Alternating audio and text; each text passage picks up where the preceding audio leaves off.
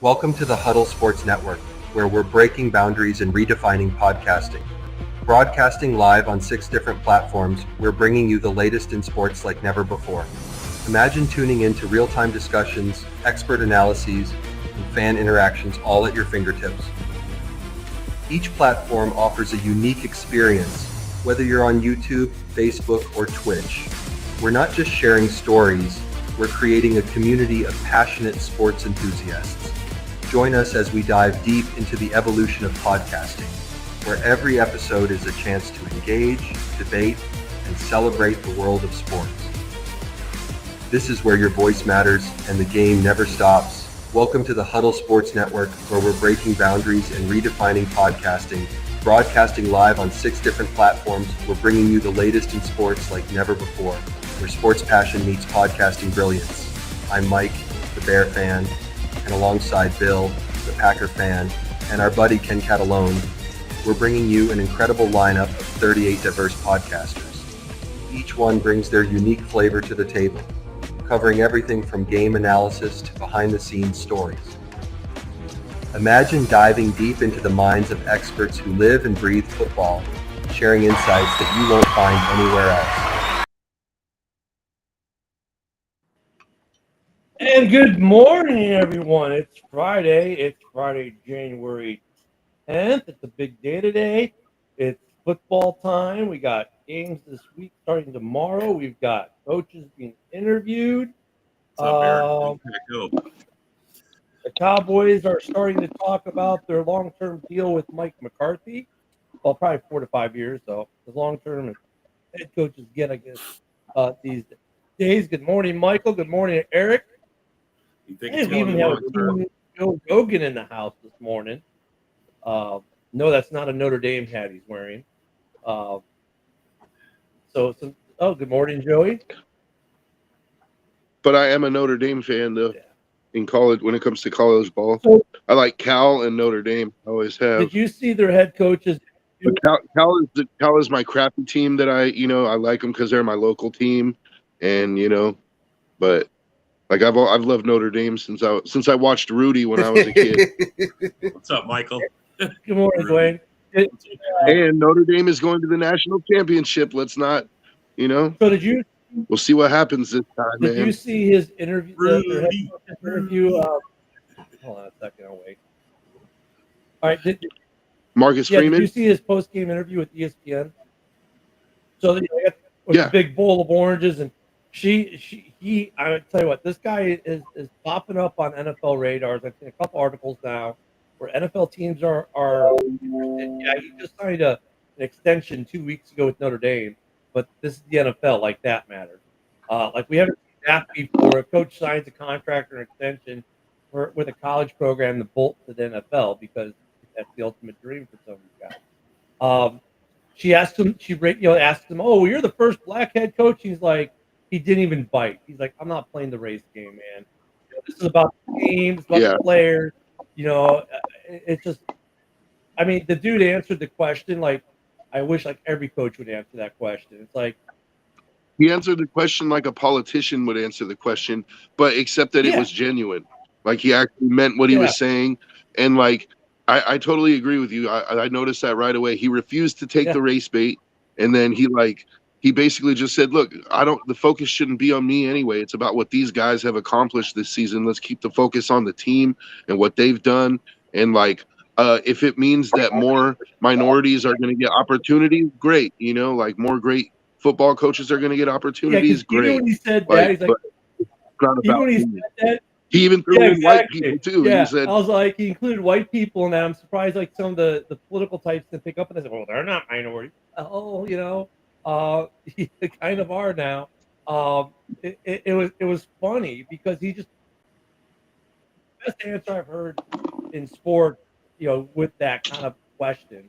Because then you got guys like RG3 doing all the race baiting things on X, and you're like, dude, no wonder why you can't get a job anywhere if you just got fired from Netflix. And this guy is being looked at to be a head coach. It's like, just talk football. It's like, I hate in the NFL they do that too. Like the Rooney Rule is stupid. At this point, they need to get rid of it, right? Because no one No one actually follows it.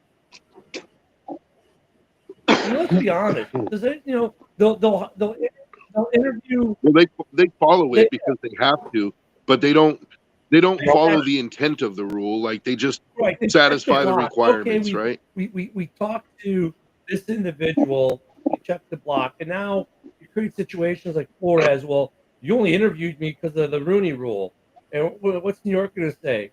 Yeah, I mean, of course he did.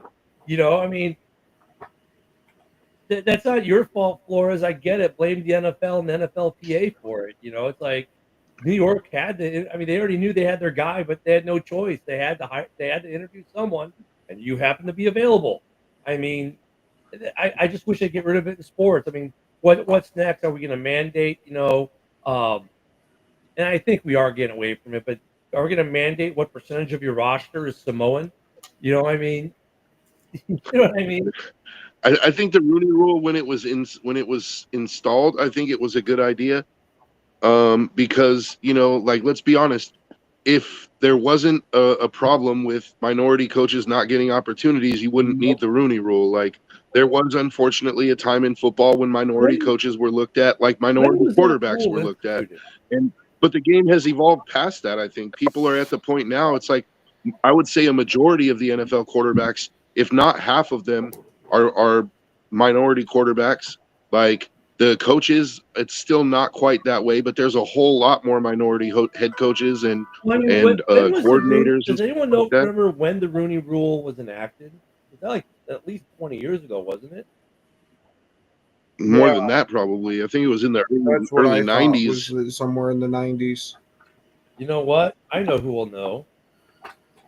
I downloaded Grok last night, the new Grok app.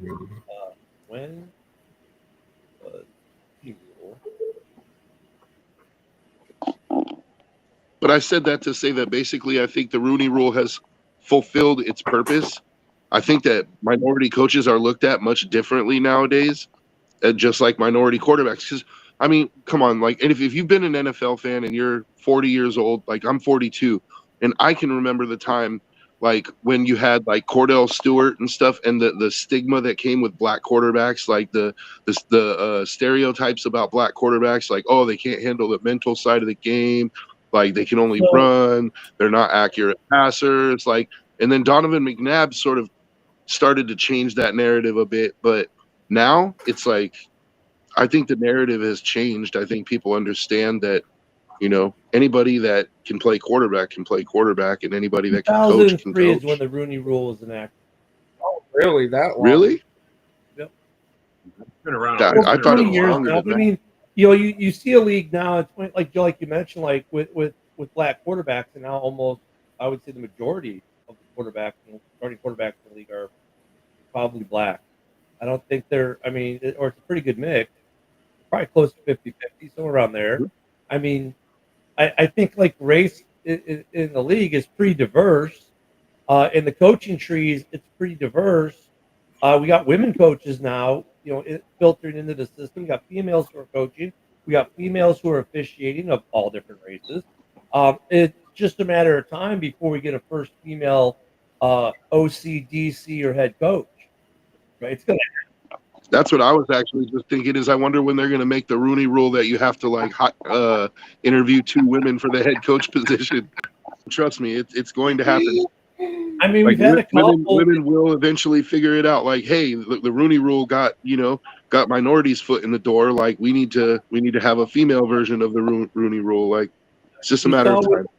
With the Bears this last season, or last 2 seasons, our assistant running back coach, was a female, obviously. And she's a good coach, and the players like really listen to her. I'm like, and she's not the only one. With San Francisco has had a female head coach, female coach. It's just a matter of time. So I think these rules are starting to get to the point where the NFL just needs to strip them out, because owners are going to hire talent, GMs are going to hire talent.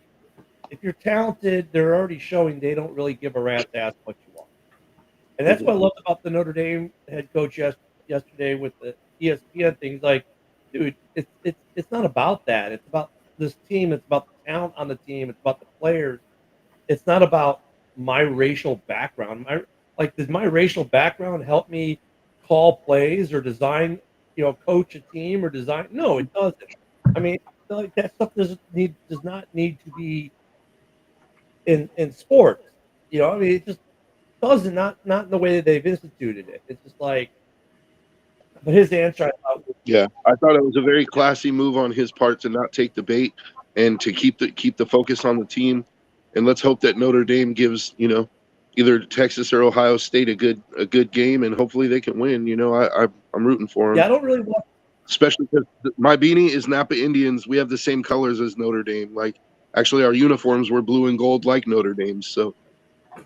Yeah, so Dwayne, I guess we'll get into some of that stuff in the offseason. Like, we'll talk about after a full season, the playoffs and the Super Bowl, because there's still a lot of crap that can happen. We'll start talking about some of the new rules from this year, like the dynamic kickoff. For sure. Did you see that the Raiders fired their GM yesterday? Yes, I did. Yeah. Who did? Tom Telesco is gone. So I'm not sure how to feel about that. Like, he had a really good draft, but his free agency was a little bit. I mean, he got Wilkins, but Wilkins got hurt. He got Minshew. Like, it was a little lackluster. like with Minshew, though, like, okay, I mean, to hindsight being 2020 with Minshew, even all of us were like, well, he just took the Colts to the playoffs. You guys are going to be okay with him.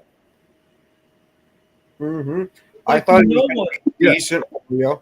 Maybe your coach didn't know how to use You're it. right. Even I was on that boat of like, well, let's see what happens, right?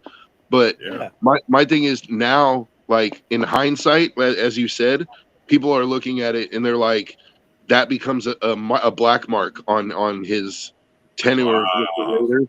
They're like, he brought in Minshew, and we saw how that turned out. Flipped So that shit quick, didn't they? You know what I really wish they would do?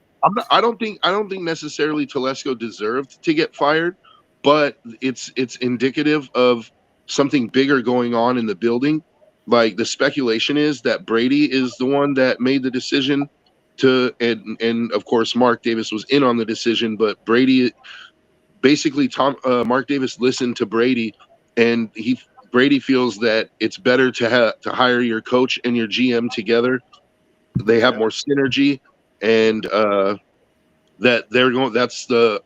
And there's also a rumor that either one or more of the coaching candidates that the Raiders are looking at wanted to have their GM or a GM that they know, and so the Raiders were willing to make that concession in order to land a top flight coach. And the rumor is, according to Vinny Bonsignor, who's like, he's pretty much like the Raiders' mouthpiece. When the Raiders do release information, they usually release it through Vinny. Is that Pete Carroll is like the guy to watch. He's interviewing with them next week, but the rumor is that Pete Carroll is. I've been hearing a bunch of rumors about it that Pete Carroll's really interested in that Raiders job. There's an interesting comment though you made, Joe, that kind of like, really, is there synergy? So, because they say, well, when you hire the GM and the coach at the same time, there's a synergy. Okay, I could, if that GM is part of the coaching search, right, and then the process, I understand. I think I would agree with that. But let's go to the Ryan Poles situation.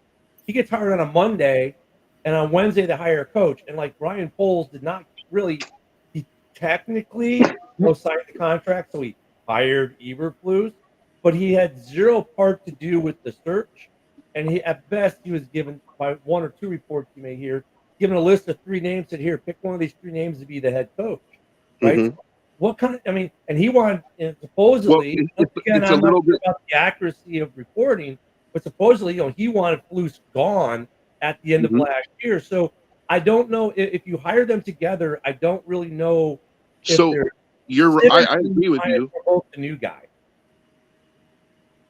I agree with you that it doesn't automatically create synergy, but what they're talking about something a little different, which is not it. When I say hiring them at the same time, it's more than just hiring a guy and then hiring them at the same time. It's like they're talking about basically poaching another team's assistant GM or GM with that coach. So, like, let's say if Ben Johnson was to come to the Raiders, they're talking about Agnew the assistant GM coming with him. So they already have an established relationship, basically, is what that's what I mean when I say. I mean, and that's what Brady is trying to do. I don't know if I agree with that. Like, but I didn't win 7 Super Bowls, so you know what? I'll trust Tom Brady. And I agree with the concept of them trying to find 2 guys that I mean, they're both working. They do work a different position, but they get along enough to where they cure.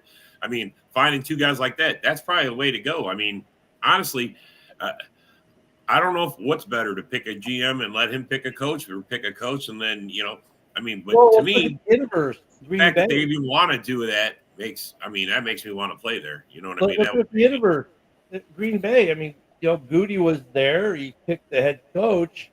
They didn't come in together. It wasn't that situation. And look, it works good there. Look at I'm sure every other team in the league where. I mean, I think you can make an argument either way, because for every you can say, okay, but look at Green Bay. They're a great example. They usually put up a winning record every year. They have. It doesn't appear that there's dysfunction between head coach and GM, or look at a lot of other places. I guess you could look at where the GM was already there, and that GM actually hired the head coach himself, did the interview processes and hired the coach, and then you've got the situations where a head coach and a GM are hired at the same time, but the GM really didn't have much to do with the head coach hiring. Some of those work great, some of those don't work. I think that it's almost like the draft. It's almost like a little bit of a crapshoot in that regard. And I get where Brady's at. He's like trying to mitigate the crapshoot. And his feeling is, look, if I get Joe Brady, or if I get Ben Johnson and his current assistant GM, if he wants them to come along, that means they probably already have a good working relationship to some degree. But then the problem is, does the coach have Rex Ryan control from back in the day? Like, is that a point there where the working relationship, you're the GM, but you're only the GM because I said so. And how effective or ineffective does that make the GM in that relationship? I agree. I also think part of the Telesco firing is that they didn't trust him to hire a head coach. Like, if you look at Telesco's history of head coaches, it's not stellar. So I think that played a part in it, where they're like, are we going to let this guy, even though he got us a good draft, are we going to let him stay and pick our next coach? And Brady was like, nah. I mean, some guys are great player personnel guys. Some guys are great, good at finding coaches, but not so great at drafting talent. Some guys, it's like some guys are great coordinators and just bad head coaches. I mean, some guys are good at both. We'll find out about Bowles. This is his first foray into a head coach. I mean, it might be an asterisk next to this one for him because there's so many good head coaches out there. So if he hires like a Carroll or Vrabel, it's like, if Vrabel or Carroll were to come to Chicago and not work out, you can't really say that Bowles picked a bad coach. Something else probably went wrong, because they are good coaches. We all know they're good coaches. I just find it interesting, though, like some of the argumentation that we get for this synergy is like, dude, for over 100 years in the NFL, you didn't need this synergy for teams to be good. It's like the GM was the GM. Like, I didn't understand the question a reporter asked George McCaskey last week. Well, coaches need to know what the chain of command is. And McCaskey gave him that look like, are you fucking stupid?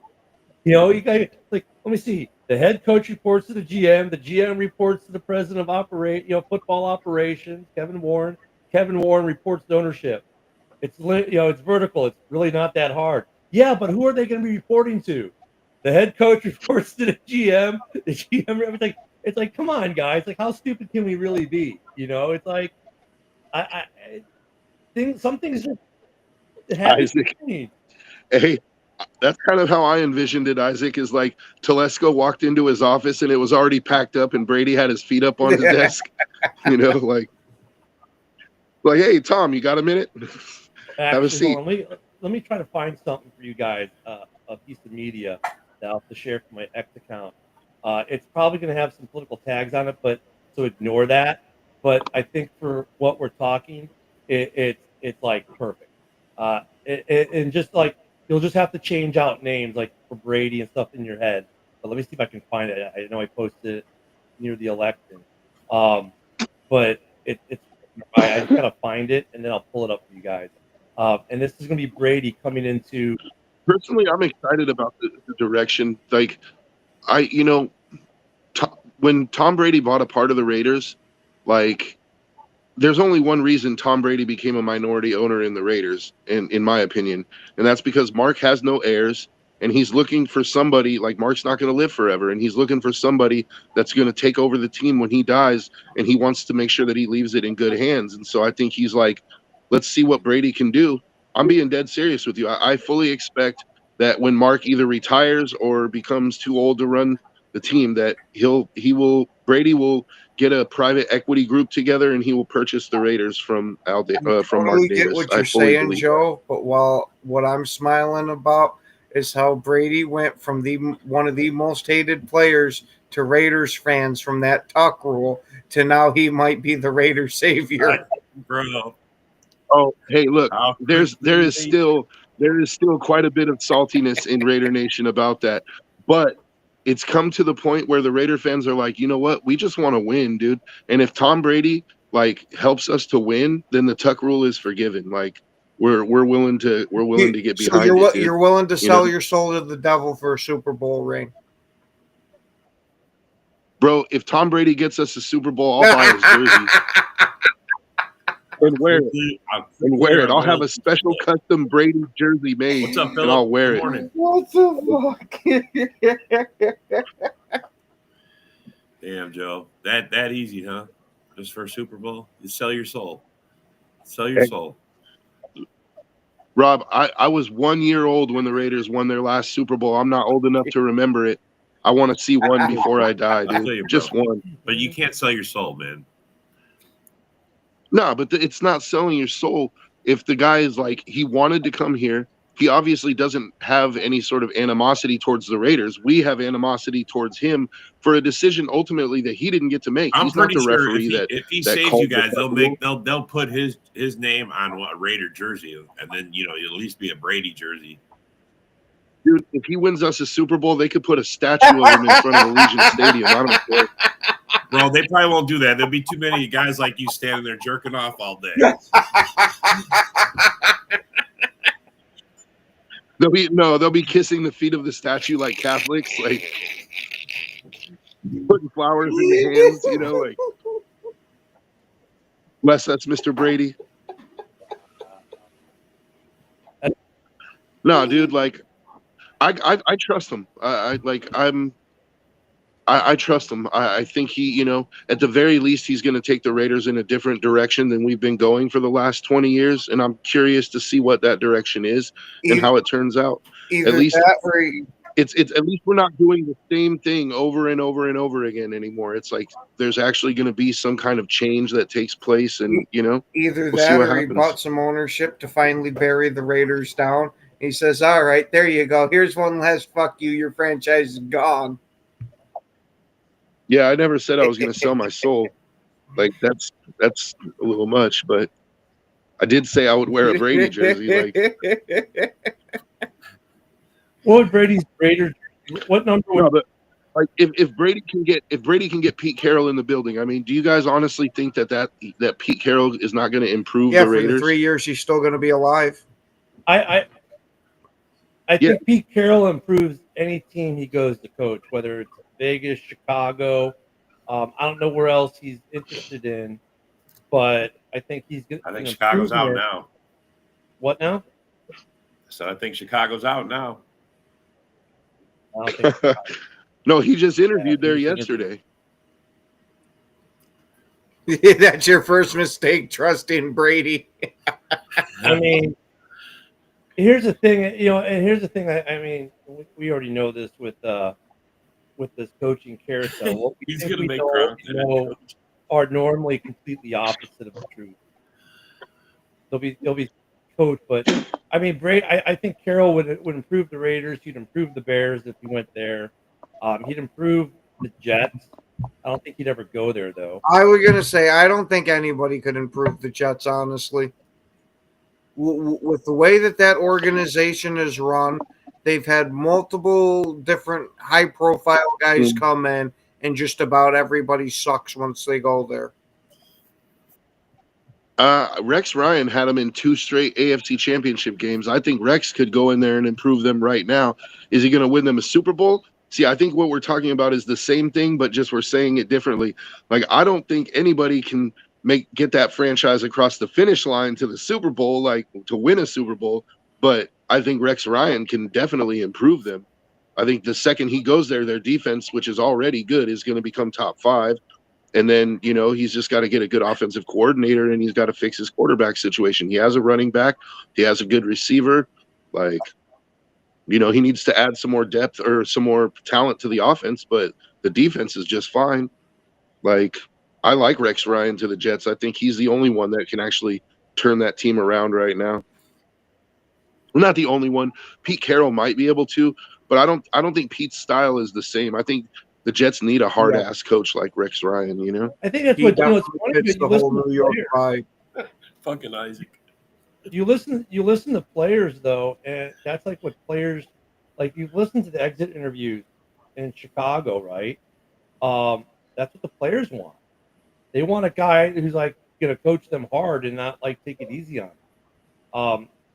It's funny because that's what players are saying. Like, we want a coach that's actually going to like hold us accountable, kick our asses at practice every day, and hold us to some kind of standards, right? I mean, and this is what the players are saying, that not to like the GMs, but they're saying this in their to the media when the media is asking them questions about, well, what do you think about whoever the new head coach? Well, they need to be able to like be tough with us, kick our asses, and I was like, this is what they're asking for. Mm-hmm. Man, I think Vrabel's probably the hardest ass coach in the cycle right now, like the toughest coach. Mm-hmm. Like, so he would probably be good for you guys, but I really think you guys should go with an offensive mind to try to develop Caleb and you take advantage of the weapons that you guys got and just get a good defensive coordinator. Here it is. I found it. It took me a minute. The comments are off the chain this morning. All right. Rex Ryan's playing a dementia game with Jerry Jones. So I'm going to share this, and this is going to be just, take the subtitles out and make it Brady's first day at the Raiders office. Okay. This is from an old X post. This is Brady's first. Can I see it? Brady's first day in the office.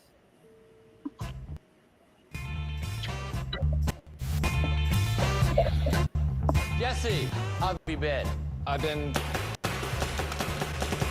great. I'm back, and you're fired. Hello, all. No need to run. Your fates have already been sealed. You're safe. Oh my God. You're safe for now. Hello, nice to see you. Who's your best client? Jesus. I represent John and Kate Pussy. Where are you, Davies? All right. I'm already packing to save myself the indignity. That's too bad. Orange, Jesus Christ! You lost me.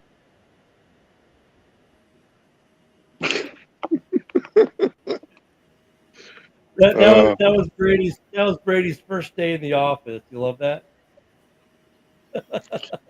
That's kind of how I envision it. Yeah. His feet up on Telesco's desk, and he's just sitting there waiting for him to come in. And then Telesco's like, "Hey, Tom, what can I do for you?" He's like, "No, it's about what I can do for you. Here's your last check. Your stuff. I took the liberty of packing all your stuff for you. Security will escort you out of the building." Yeah. See, it would be great.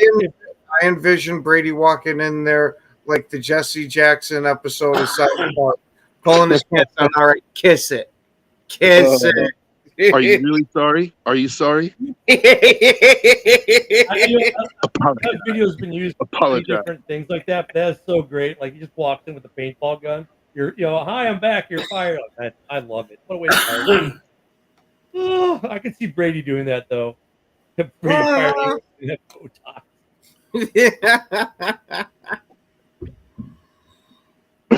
I mean, that situation's be interesting to me. Who knows what they're going to pull out of left field? That's the thing. Like, we see like, look at, we have to feed off media reports like everyone else. It's not like any of us has an insider in the building, which, and the media is going to have its darlings, but let's face it, every time the media has its darlings, or I won't say every time, the majority of the time, the media has their darlings. It's like, and then the coach gets hired, and everyone's like, who's that? Because like they focus in on one guy, maybe two guys. And when it's someone different, especially sometimes, like look at when LaFleur was hired and Nagy were hired, right? People are like, what the hell are these guys? Right? And LaFleur worked, Nagy didn't. Nagy needed to go back and get more coaching experience, but that's what normally happens. Like they're always looking at, they're going to pick this big name, and then 9 times out of 10 sometimes they do, but a lot of times they don't. It's hilarious. And Bill, I would laugh my absolute ass off if Brady hires Belichick as the head coach, and now Belichick has to work under him. I know it's not likely. It's not going to happen. There's no balls chance in hell, but I will still love it if it happens. Look at the typical. I need to get some revenue, raised media. As soon as as soon as he signs the contract in North Carolina, all of a sudden Bill Belichick linked to this team. Bill Belichick linked, like, dude, he just signed the 5-year deal to North Carolina. He's stated multiple times that he's not going back to the NFL. That he wants to be at North Carolina. Blah blah blah. There is one caveat to that, Ken. In his contract with North Carolina, it has an out for if he gets offered an NFL job. I understand that, but it's funny how like I'm just throwing that out there because it does sort of change things a bit, right? Like if the right NFL job comes along, he has I get that. Most of these college coaches have an out in their contract for an NFL deal if one comes. But it's funny because like before Belichick signs a contract, is Belichick going to be is he being considered for an NFL team? Crickets. The second he signs a contract for the coach at North Carolina, every team that needs a coach is looking at Belichick. Like, wait a minute, why? Because he signed the contract with North Carolina? Mm-hmm. I mean, he's at least out for the next year. The first rumor that was out there, as soon as AP got fired, I'm serious. Like the wire was. Raiders fire AP. Raiders fire AP. Belichick linked to Raiders job. Like, come on, guys, really? There you go. Douglas says it's a $10 million buyout at UNC. Yeah. See, I wouldn't want Belichick because I don't want Patriots West. Like, I don't think that's what's going on. I think Brady is cleaning house, but I think it's because he wants to bring something new in, something that the Raiders haven't done before. And so we'll see. I mean, time will tell with the hire, but I think it's a good sign that they're interviewing Pete Carroll next week. They've already interviewed Ben Johnson. So did Vrabel interview with Vegas? No, not yet. I don't know if they even have an interview scheduled with him. I know that they interviewed Ben Johnson, and they're interviewing Pete Carroll next week. I wouldn't be surprised if Vrabel does, because look at all the team arguments you can make. Well, Vrabel will go to New England because he won 3 rings. Well, yeah, but he can also go for the guy he won 3 rings with. So I mean, I think Vrabel to New England is, in my opinion, I think it's probably close to a done deal already. Like I think that's. The direction they want to go. I don't know. I mean, like he interviewed with Chicago, and the word on the street is his interview. So there was some leakage on the Bears side. The interview with the guy from the OC from the Giants was meh. The OC from Arizona, I guess, was a meh interview. The experienced coaches, Vrabel, Carroll, were great. They had great plans. This, that, the other. But I don't know if Vrabel's a done deal, man. I think Vegas and Chicago might be viable options. It's funny though because Aaron Glenn turned down the request. He turned down, not the Lions. He turned down the request that the Patriots had to interview. He's not going to interview for the Patriots. Yeah. So Aaron Glenn said, "Nah, it's okay.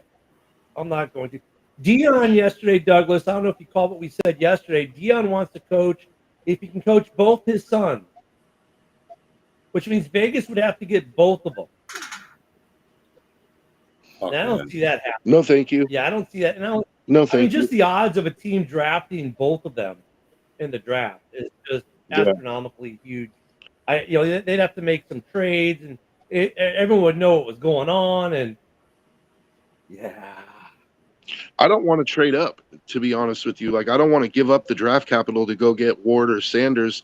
Like, I was thinking about it, and I'd rather take like Genty or Tet McMillan in the first round at number 6, either the best receiver or the best running back in the draft, and then take Milrow in the second round, because Milrow has some ability, his accuracy that needs to be for the improved. draft for like your team, for the Raiders, for the Bears, the Saints. I mean, any of the fan bases that's looking for a head coach, just like pump the brakes on your draft wish list, because your head coach is going to, dictate a lot of that in some way. Because you could get a head coach comes in and says, look, especially like a team like the Raiders or the Bears, these teams that have a lot of cap money, New England, which has the most cap money, and you get the head coach says, look, let's say your need is edge. You're going to go sign this guy. And they go get the guy that, on the draft, we're like, well, we need to draft an edge rusher. But then they're going to take care of it via free agency, because that new head coach, like, you need to go sign this free agent. And I'm happy you don't need to draft free, So, I mean, there's going to be some changes to draft boards, for these teams based on these coaches. Yeah, I mean, that's funny, though, with LeBron and his son on the same NBA roster. But that it is a father-son things have happened before, but you're talking about in the same draft, drafting brothers. Has that ever happened? I mean, it's rare enough that we get brothers in the league. It's rare when we get brothers on the same team. It does happen. Usually could be a free agency. But when was the last time, like, a set of brothers who were both probably first-round selections, right? Because his brother might be the better athlete. I mean, what are the odds of a team being able to draft both in the first round? Next to 0. Mm-hmm. I don't think the Raiders need a top tackle at 6. Doug. I don't agree. I think Glaze has stepped in, and he's shown that he's got a lot of room to grow. And he only gave up 3 sacks last season as a rookie. So, and Colton Miller, like, he's still under contract for a couple years. Like, I wouldn't be against drafting his replacement next year. But this year, I don't think tackle is where you need to go. You need a running back. You need a wide receiver. You need one more corner. You need a quarterback. There's a lot of needs, like, specifically, skill position needs. I would take one of those guys at 6. Bill, to your question there about the Packers looking at receivers, I'm surprised they haven't signed a receiver coming into Friday's game. I mean, it'd be hard to sign a receiver and get him, game worthy. There you go. That's what I think. You know what, though? I don't care, man. Like, if you got the roster spot, and I'm not going to say Odell Beckham Jr. is the guy they should have signed, but he's an example.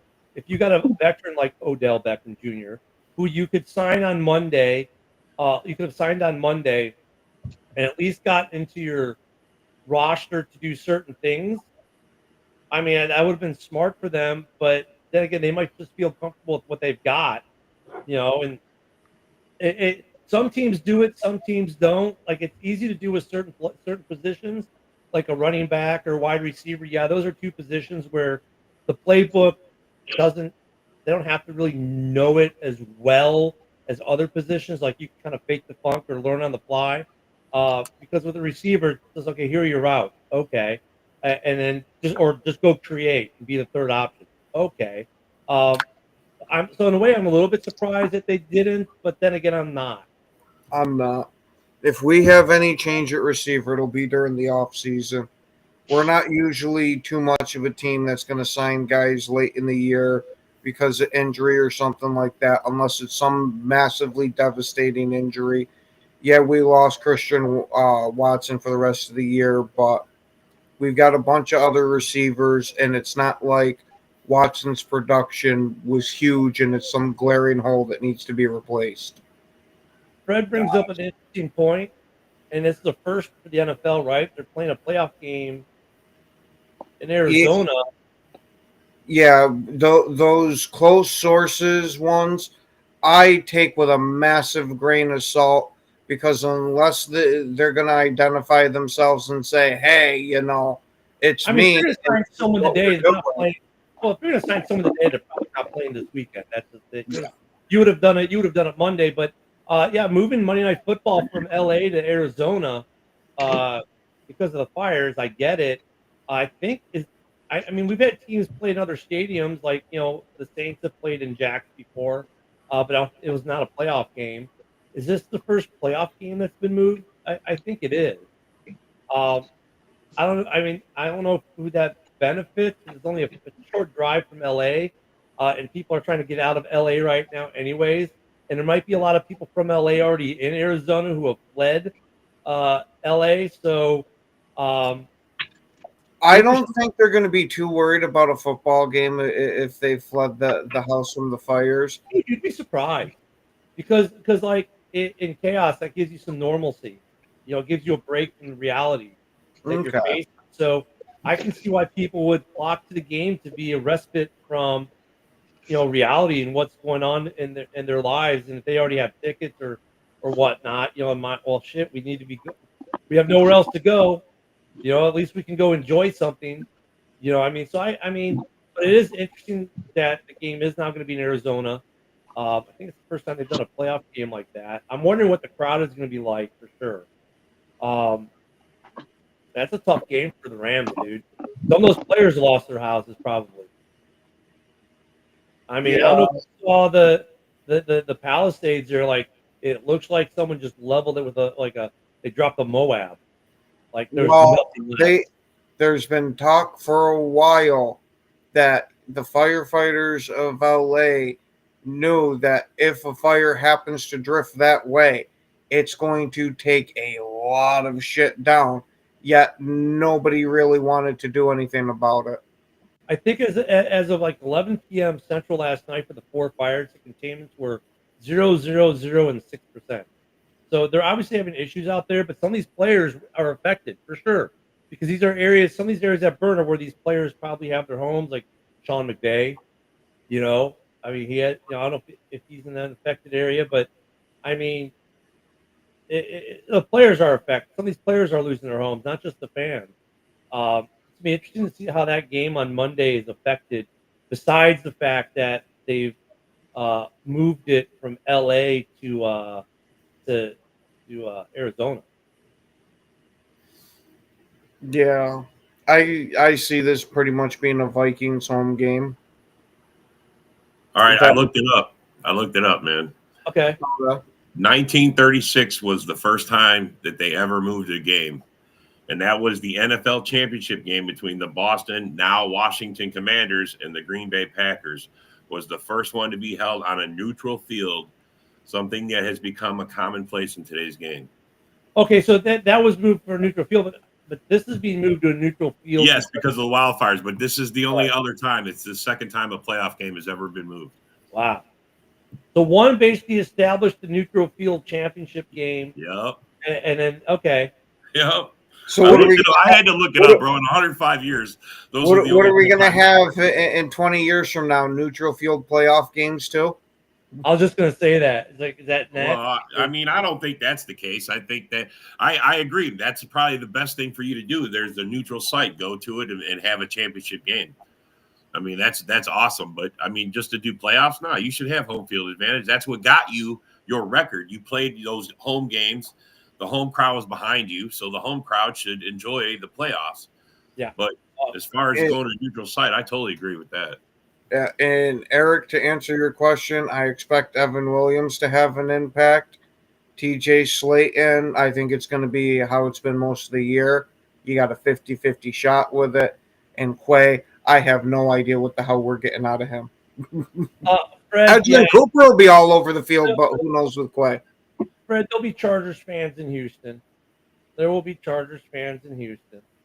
Fire notwithstanding, I'm sure there were fans who were already planning on going to Houston. For the game. I mean, teams always have the fans that'll travel. what's interesting though, like with the moving the playoff to a neutral site, like when the Saints played in Jacksonville for a couple, it was more than one home game. Yeah, I mean, look at they put butts in the seat, but it was nothing like even because like the Jags can't draw. Well, guess what? The Saints Packers didn't draw it either. Now it made it easier for Packer fans to get tickets, but I mean, when they go neutral site, I think it'll be a big crowd in Arizona because the difference here being it's a playoff game, right? Not a week one regular season game. Well, you might get a bunch of Arizona fans going to the game so they can actually witness a playoff game. It's a playoff game, so people will go just because it's a playoff atmosphere. It's a playoff game. It's going to be good football. There you go. I went last year to the Dallas game, man. The fucking electricity is in the air, bro. I mean, there's nothing like an atmosphere of playoffs, bro. Yeah, so I was in the enemy territory, bro. But the best part was, as I'm leaving, and me and a million other Packer fans were chanting "Go Pack, Go!" as we walk out the doors. This is a little bit different though because no one's going into enemy territory. Well, I guess the Rams are going to enemy territory. We're going into enemy territory. We're going into Pittsburgh. We're talking like for this game in Arizona though. Yeah, that's not. Yeah, you're right. I think it'll be a sellout. It'll still be a packed stadium just for the fact that it's a playoff game. I got a random question, and I probably know that nobody's going to have the answer to it. But if a playoff game doesn't sell out, can it get blacked out? Yeah. Yeah. Of course. Everyone has. That's the first standard that has to be met. Yeah. That's usually not the case. They usually sell out. However, it only gets blacked out. But this would be. I get where you're going. Like, what if this game in Arizona doesn't sell out? If it were to be blacked out, though, we would only be blacked out in the home market, which would be LA. And I think in this circumstance, they're not going to do that. Yeah. But like for instance, let's say it was Jacksonville against Houston in a playoff game. Yeah, and but this is a reason they didn't sell out, and the game would be blacked out in Jacksonville. Well, they're not going to black it out though because this is the only game playing at that slot. Normally, there's other games playing. That's why they black them out. I don't think there's no way in hell it gets blacked out anywhere. I mean, it's never happened in a playoff game, but I guess technically, if it were to happen because they don't meet the criteria. The rule is it's only blacked out in the home market because the rule is set up that way so that people go to the game and they'll home to watch it, right? Yeah, so they want the home to fill the stadium mostly is what they want. Only the home market is affected. So Jacksonville faced that for years. Jaguars fans could not see their games on TV, whether you had season ticket or not, or if it was supposed to be on the local CBS or Fox. If the game didn't sell out, or I mean, it doesn't. I don't even think it's a sell. I think there's a criteria like 80 or 90% capacity, whatever it is. But they would be blacked out all the time. Now for the playoffs, that's never happened. I've never seen a playoff team not be able to sell tickets to their stadium. But in the regular season, the rule is, and we haven't seen this now, the Jags have been selling. But the rule is set up to basically force the local market to go to their actual home games instead of just stay home and watch it for free on TV. But it is interesting though, because Rob brings up a good point. You got some of these games like now they're on Netflix and these other streaming services, right? Like, how do you do that? Because like when you were saying, well, look, you guys didn't sell the appropriate amount of tickets, so your game's gonna be blacked out on TV. There's gonna be a TV blackout for this game in the home market. Okay, well, how do you black out Netflix in the home market? Very easily, because of Netflix enforcing their bullshit about not being able to password share. They run your IP address and they know what physical location you're at. But does Can Amazon do that? I mean, maybe. And can Netflix do that in a timely manner? I mean, it does with them using streamers now, like these streaming apps for the games. It kind of negates. I mean, if you're in we don't ever have. Here's the problem: we've never had a situation where the game was on Netflix and your local station. Because if it's on your local station, they would have to black out Netflix. But we've never had that. So the NFL's getting paid by these apps, man. They have to be getting paid because there's no way they're making good money from it. Well, they're getting paid, so they're saying like, "Fuck it, let's just." They're getting paid by Fox and CBS anyways because of the TV contracts. They're already getting paid no matter who airs the game. Yes, the rule these was streaming services are offering ridiculous amounts of money for They the have to be. able They host have to be. a couple of games versus the big package deals they get with the regular TV companies. Now it's instead of for shits and giggles, 15 games that we're airing here that we're getting paid 100 million for. We can give one of these streaming services 4 games and we can get paid 100 million for that. Well, there's two things. The one I want to see because there was right. I have the answer. No, it's only blacked out the 50-mile radius. I don't see that getting enforced. That's what Michael said. Yeah, I don't see that. And then he says he has Apple Music and Detroit Tigers and Lions games are blacked out for being outside the Detroit market area. And they do that. I've seen that too, like with certain things. It's only good for your market team. And I know that behind that, Bill. They base it on your zip code when you sign up, but like some of these apps, you don't put your zip code in, right? I agree, Bill. Apple, they all have access to your IP address. Whether or not they actually use the information is a whole nother thing. But anybody that you're sending, anybody that you're going to on the internet, they have your IP address. Not if I'm using a VPN, they don't. That's how you skirt by that, but a lot of people don't use a VPN. Yeah, your average Joe is not doing that. So. But I mean, it does bring up something we can maybe delve into in the off season a little bit, maybe for a day or so. But I don't think we're going to have that situation regardless in this playoff game.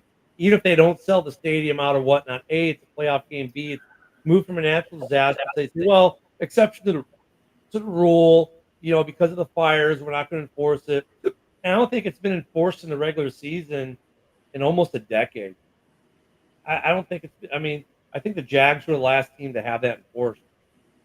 I mean, yeah, I get why they had that rule though, the blackout rule, because because fans aren't going to the game and they want to put. Yeah, they get the money. They're getting all this big money from streamers and the networks, but they also want to get the money from the stadium, from the tickets, and the jerseys, and look at the teams need to get the money from the vendors in the park. Well, in the cities need. The city of Jacksonville owns all the parking lots around the stadium. Everybody's got a handout. Make no money. It literally cost me more to park my car than it did to get tickets to the Jags game. Bro, I had my son drop us off. You fight the traffic dropping us off. You fight the traffic picking us up. That's how that was. That's my Uber. Yeah, we had our son do that for when we went to our last cruise. Fuck that, bro. We had our kid Uber from the airport. It was nice. That was the first time we had kid Uber. And then we took an Uber to the airport to the dock. I had you for a reason. Yeah, and then we took an Uber from the airport to the dock to get on the boat. It was great, man. Not having to drive to the dock and pay the parking fees at a dock to go on a cruise. It was great. Kid Uber to and from the airport. Yeah. It was like ordering. Hold on. I've got some breaking news. Uh-oh. Deshaun Watson has ruptured his Achilles tendon again and had to have surgery Thursday to repair it. And it's looking like even if he's still somehow on the roster, he's going to miss the 2025 season. So this is interesting, though. Is his contract up next year or no? Or is he still under contract next year? Give me a second. I will find out. Because I never cared enough about Deshaun Watson to actually pay attention to his contract. Wow. So, I mean, they surely going to cut bait with his ass, right? Well, if they do, not while he's injured. They can't cut bait on him. But if they agree, they can agree. They have to give him a medical severance package of some sort. But they could cut him, but it comes with strings attached. They have to come to an agreement, and because it's based off. It was a great game last night, Bill. He's on there at least through 2026, and it's a team option for 27. Holy fuck! They could cut him, but they'd have to give him a package, and he'd have to agree to it.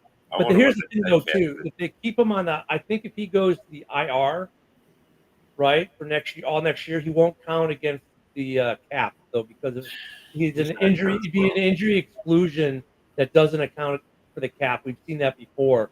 So, like, if he's going to miss all of next year, he'll get paid, but his salary won't count against the cap. I believe there's a medical rule. Yeah, they that's the biggest fleecing in NFL football history, maybe. No, there's been worse. I mean, Russell Wilson going to the Broncos. I mean, that was pretty cool. How much is his deal, Ken? It's not that much. He's on a rookie deal. He's not making much, is he? Deshaun Watson. Oh, Deshaun Watson. Yeah, Deshaun. We're not talking about Watson on our team. We're talking about the quarterback, Deshaun Watson. We're talking a man that signed a contract for $230 million to play in Cleveland. It's not playing. That So he's got 2 years left. So he's probably got $100 million left.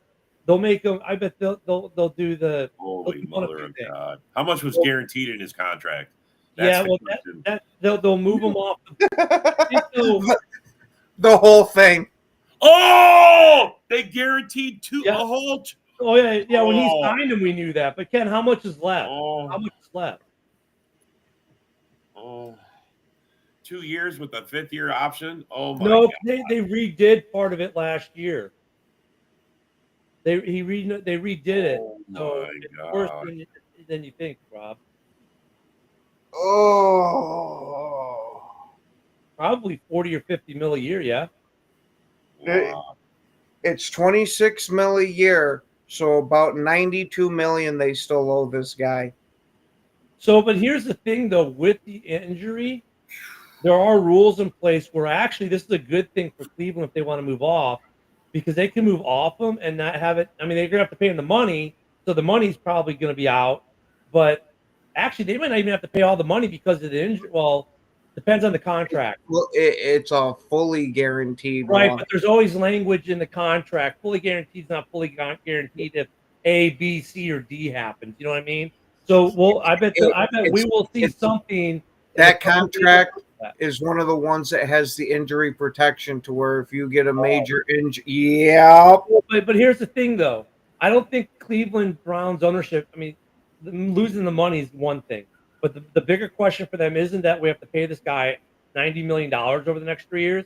The problem is going to be what's it do to our salary cap. But because it's an Achilles injury it was out for all next year, we have to look into that. But he might not count against their cap depending on how they play this. They might be able to separate Watson from this team. Sure, he might get his money, but it might not affect their salary cap. Fucking Fred. Yeah, no doubt. Yeah, I think the Browns royally fucked themselves on this one because they assumed he was going to be, the Deshaun Watson from the Houston Texans. So, it's okay. We can guarantee him all that. Look how good he is. And after 2 years not playing football. Any player, though, man. Anytime you sign a player to a big contract, man, it's always a gamble because to me, I thought it was extra stupid because of him having the 2 years off from football in between. Yeah.